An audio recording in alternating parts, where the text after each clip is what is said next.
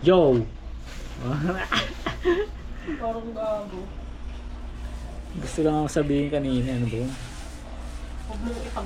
Yun, nag-aantay kasi ako ng timing, tamang timing. Kung kailan ko Energy echo ka. perfect timing. Nothing is What? perfect than now. Wow. Mas tama yun. What if yung pinaka-perfect timing yung ngayon, yung meron ka ngayon, no? Sabi niya, doon nakapunta eh. I know Lagi that. tayong nag-aantay ng tamang oras, no? Tinagalog lang eh. Basta, what if ito pala yung perfect timing na dapat mong ginagawa? Yung tipong parang gusto mo na talagang mag-content, yung magsalita sa camera. Ano sabi ko yun? Inaantay mo tamang moment. Tamang... What if ito pala yung tamang moment, di ba? Ba? Di ba, Nyang? Si Nyang Nyang nga, laging nandito sa present moment si Nyang Nyang eh. Di ba, Nyang Nyang? Patingin nga si Nyang Nyang. Oh, ayan si Nyang Nyang eh. Mabuting dug yan si Nyang Nyang. Hindi, yun basta. Naisip ko lang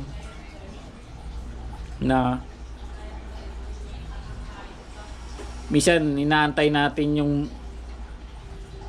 tamang panahon para maging masaya.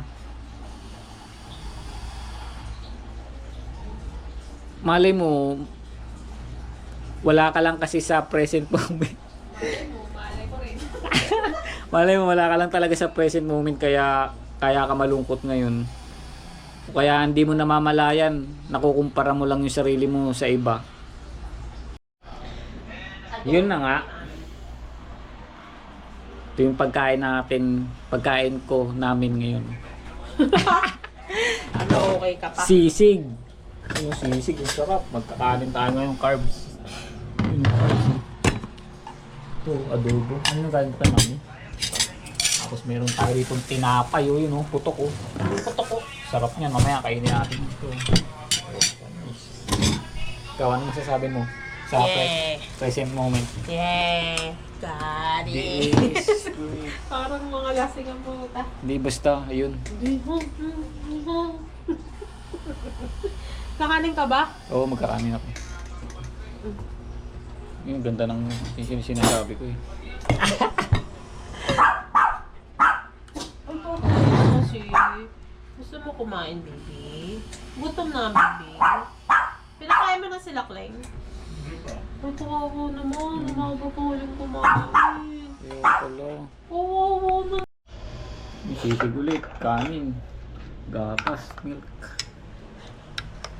Galing mo. Pwede ka maging dictionary. English Tagalog. Turuan mo yung mga foreign. Kain tayo, kain. Mainit to, brad, ah.